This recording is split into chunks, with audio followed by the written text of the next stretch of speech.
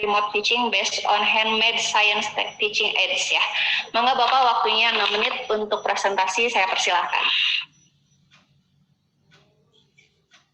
Masih di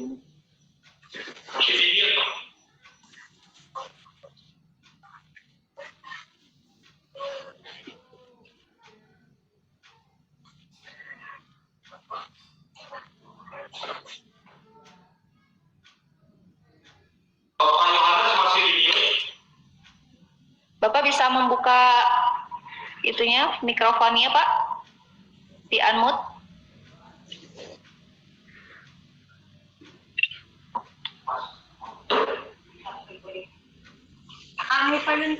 Oh ya, ya sudah.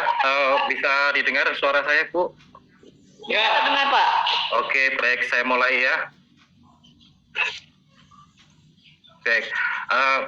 Assalamualaikum warahmatullahi wabarakatuh. Salam sejahtera, Om Swastiastu, Namo Buddhaya, salam kebajikan untuk kita semua. Dewan Juri NITC yang kami hormati, saya Yohanes Eko Nugroho, Guru IPA SMP Negeri 1 Ungaran, Kabupaten Semarang, Jawa Tengah. Juga penulis buku alat peraga IPA dari sampah anorganik yang berisi kumpulan alat peraga buatan tangan selama menjadi guru. Adapun penerbitnya adalah LPPM UNES cetakan pertama Maret 2021 ini, dan buku ini sudah dimiliki 100 guru dari berbagai jenjang, baik dalam maupun luar Kabupaten Semarang sebagai buku referensi. 3-step remote teaching based on handmade science teaching aids, atau 3 tahap pembelajaran jarak jauh berbasis alat peraga IPA buatan tangan, dilatar belakangi antara lain secara empiris, ternyata pembelajaran selama ini telah melahirkan generasi teoritis. Yang kedua, terlebih masa pandemi ini, apabila guru tidak kreatif, maka kualitas pembelajaran akan semakin menurun. Tujuannya adalah membuat alat peraga sains buatan tangan sehingga medianya bersifat real, non-animasi, non-gambar. Yang kedua, memberi pengalaman belajar siswa yang selaras dengan hakikat sains. Yang ketiga, mempertahankan ikatan batin guru dan siswa melalui vlog praktik, observasi lingkungan, demonstrasi, juga testimoni, dan meeting online. Inovasi pembelajaran ini dikemas dalam wujud best practice di kelas 9C, mengambil materi kemagnetan dengan submateri motor listrik yang didasari konsep gaya Lorentz, dan pembangkit listrik yang didasari konsep hukum Faraday, di mana kedua konsep ini sudah kita ketahui bermanfaat bagi umat manusia. Dan uniknya, motor listrik dan pembangkit listrik ini fungsinya bisa bolak-balik.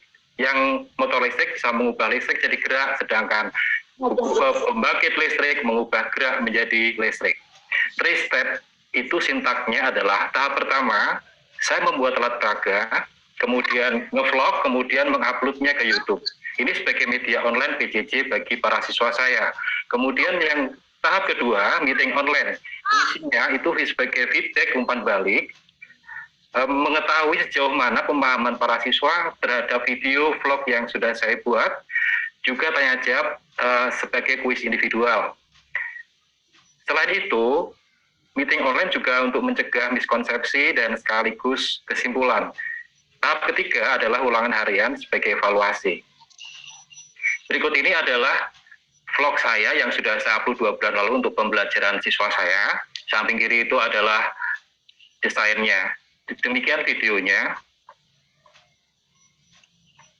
Ini adalah alat peraga motor listrik atau gaya Lorentz yang mengubah energi listrik menjadi energi gerak.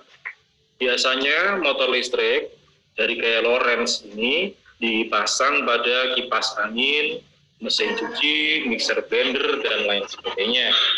Komponen utamanya adalah magnet. Kedua, karena mengubah energi listrik menjadi gerak, maka diperlukan sumber listrik, di mana kutub positifnya dan kutub negatifnya dihubungkan pada seutas kabel yang pada ujungnya dibuat mau berbentuk lingkaran untuk menghubungkan kumparan.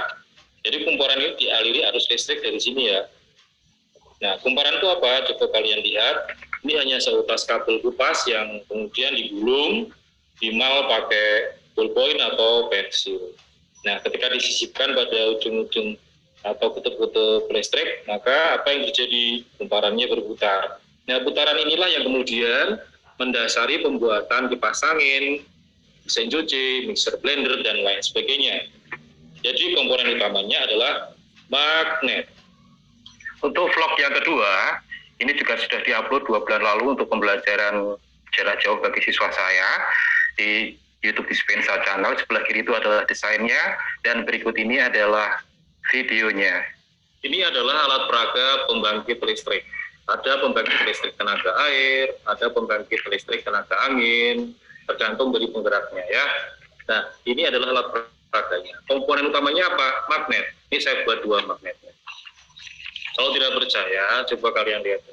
Tempel kan? Jadi ini adalah magnetnya. Kemudian selain magnet, apalagi kumparan atau gulungan tembaga, di mana ujung-ujungnya kita hubungkan dengan kutub-kutub lampu untuk ngetes apakah benar ketika digerakkan nanti akan timbul listrik pada ujung-ujung kumparan. Sekarang kita peragakan ya. Nah, menyalakan berarti pada kumparan timbul listrik. Apa yang terjadi jika geraknya semakin cepat? Maka listrik yang dihasilkan semakin besar. Indikasinya adalah lampunya nyalanya semakin terang. Pada pembangkit listrik tenaga air, siapa yang menggerakkan? Yang menggerakkan adalah air terjun. Sedangkan pembangkit listrik tenaga angin, siapa yang menggerakkan? Adalah angin. Jadi pada pembangkit listrik itu komponen utamanya adalah magnet. Untuk diskusi dan kesimpulan, IPA tidak cukup hanya berbasis teks bacaan, latihan soal, dan video animasi. Namun, guru tetap harus mengupayakan agar materi berbasis praktik atau eksperimen sains secara nyata. Demikian video testimoni dari siswa-siswa 9C yang saya ambil 2 sampel. Selain itu, Pak Eko juga memberikan alat peraga melalui video-video yang telah dibuat tersebut, sehingga kita paham, oh ini ternyata yang dimaksud alat peraga dari semisal PLTA atau motor listrik atau dinamo dan semacamnya. Jadi melalui video-video tersebut, siswa tidak bosan apabila Terima kasih. walaupun di rumah saja. Mohon maaf Pak Yohanes, waktunya sudah habis. Ya, terima kasih untuk pemaparannya Bapak. Semoga Bapak sehat dan sukses selalu. Untuk pertanyaan yang pertama ini dari Prof. Hairul, mangga Bapak. Oke, terima kasih Pak Yohanes. Yang pertama adalah bahwa media yang dibuat itu bahan pokoknya atau alat pokoknya adalah magnet. Nah, saya ingin bertanya, bagaimana karakteristik magnet yang digunakan oleh Bapak, ukuran, kemudian bentuk, dan yang lainnya. Itu yang pertama. Yang kedua, tadi Bapak menyampaikan ada 3 sintak ya. Tahap 1, tahap 2, dan seterusnya. Nah, apakah di dalam kehidupan ini dipastikan enggak bagaimana profil keberhasilan dari setiap tahapan sintak tersebut? Silakan Pak. Baik, yang pertama, untuk pembuatan alat peraga ini saya tetap berbasis pada konsep gaya Lorentz dan hukum Faraday, di mana kalau untuk gaya Lorentz itu kan besarnya gaya Lorentz itu ditentukan oleh gayanya lilitan, kemudian besar kecil kekuatan magnet, dan arus listrik yang mengalir. Sedangkan untuk pembangkit listrik, saya juga berbasis pada hukum Faraday, di mana listrik AC yang dihasilkan itu tergantung dari 3 faktor. Yang pertama adalah kekuatan magnet, yang kedua adalah banyaknya kumparan, yang ketiga adalah kecepatan gerakan. Jadi saya berpedoman terhadap itu. Terus kemudian untuk yang 3 step itu, untuk ukuran keberhasilan, saya melihat dari antusiasme selama anak itu mengikuti video saya di YouTube. Itu terlihat dari komunikasi kami di WhatsApp group, juga di kolom komentar. Dan yang kedua, untuk step yang kedua, itu meeting online juga sangat terlihat sekali bahwa mereka itu benar-benar memahami motor listrik yang dipakai untuk berbagai alat keperluan sehari-hari itu ternyata konsepnya yang sederhana. Mereka betul-betul paham. Demikian juga listrik yang dihasilkan yang saat ini pun kita nikmati untuk presentasi, untuk NDTC ini juga dari listrik yang dihasilkan dari hukum Faraday seperti ini. Jadi terus kemudian yang ketiga, evaluasi dari daily test ulangan hari itu juga saya lihat bahwa nilai mereka itu sangat tinggi sekali. Rata-rata mereka hampir 93,6, sedangkan ketuntasan klasikalnya mencapai 100%. Demikian Bapak. Ya, terima kasih. Untuk pertanyaan selanjutnya dari Dr. Tatang, mangga Bapak. Ya. Terima kasih. Selamat Pak Yohanes ya telah memasuki sesi ini. Ketika Bapak merancang alat peraga ini, apakah mengadopsi atau adaptasi atau betul-betul menciptakan sendiri? Yang pertama, konsep itu memang dasarnya adalah hukum Faraday dan gaya Lorentz, Bapak. Tapi kemudian alat itu saya modifikasi dengan kreativitas sendiri. Seperti ini misalnya, ini adalah magnet bekas stiker yang saya pakai. Terus kemudian ini adalah plat-plat yang sudah tidak terpakai, kayu-kayu sudah tidak terpakai. Kemudian saya modifikasi di sini ada voltmeter digital dan sebagainya. Jadi itu lebih banyak ke inovasi, ke kreasi sendiri. Sedangkan konsepnya tentu saja kita kan berdasarkan dari konsep yang sudah ada, yaitu hukum Faraday dan gaya Lorentz. Gitu, Bapak. Bagaimana keterlibatan siswa dalam proses perancangan ini? Apakah Bapak yang aktif merancang atau juga melibatkan siswa? Nah, di dalam sesi kedua, step 2 itu ada meeting online di mana siswanya itu kan kami buka, terus kemudian anak-anak seperti ini, Pak Eko punya alat seperti ini, apa yang kurang? Apanya yang bisa diperbaiki? Apakah kamu bisa membuat alat ini yang sejenis seperti ini dengan modifikasi, dengan berbagai alat ataupun bahan yang ada di sekitar kalian? Nyatanya mereka ketika meeting online menunjukkan beberapa alat yang sudah jadi dan mungkin lebih sederhana dari ini dan lebih simpel begitu, Bapak. Bagaimana persepsi siswa terhadap IPA setelah mempelajari atau menggunakan alat yang Bapak rancang?